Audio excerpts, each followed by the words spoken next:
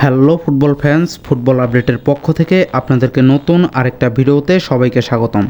আজকের এই ভিডিওতে আমরা আলোচনা করব সফলভাবে অস্ত্রোপচার শেষ হয়েছে নেইমারের। এখন নেইমার জুনিয়র কবে মাঠে ফিরবে ব্রাজিলের জাতীয় টিমে?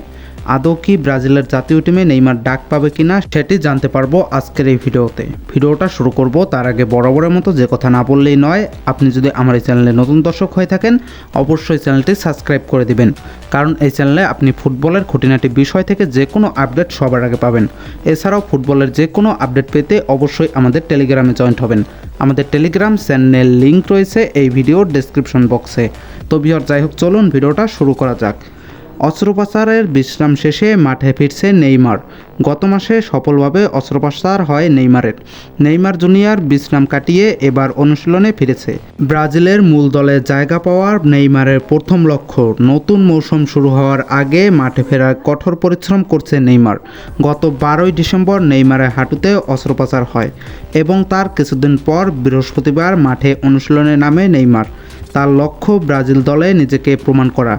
নেইমারের অনুশীলন করা জিমের কোচ তাকে জানায় নেইমার অনেকটাই ইতিবাচক, এবং তিনি এও বলেন যে নেইমারের হাঁটুতে যে অস্ত্রোপচার করা হয়েছে এবং তাকে নির্ধারিত কিছু ব্যায়ামও করতে দেওয়া হয়েছে যাতে করে তার হাঁটুটা আরও অনেক বেশি ইমপ্রুভমেন্ট হয়।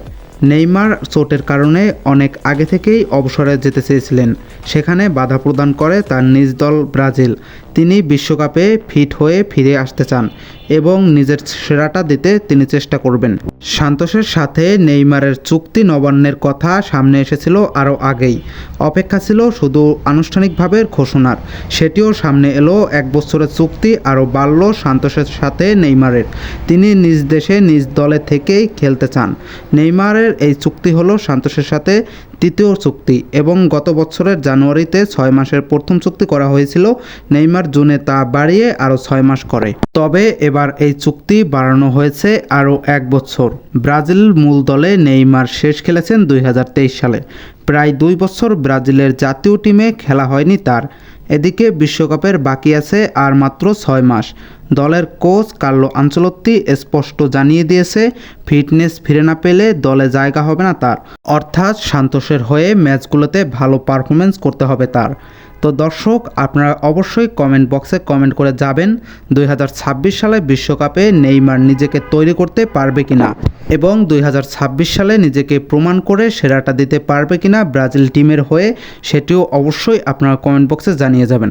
তো ভিউয়ার্স, ভিডিওটা আপনারা যদি এই পর্যন্ত দেখে থাকেন অবশ্যই একটি লাইক করে দিবেন, এবং ফুটবলের যে কোনো নিউজ সবার আগে পেতে অবশ্যই চ্যানেলটি সাবস্ক্রাইব করে দিবেন। তো ভিউয়ার্স, দেখা হবে নতুন আরেকটি ভিডিওতে। ততক্ষণ পর্যন্ত বাই বাই।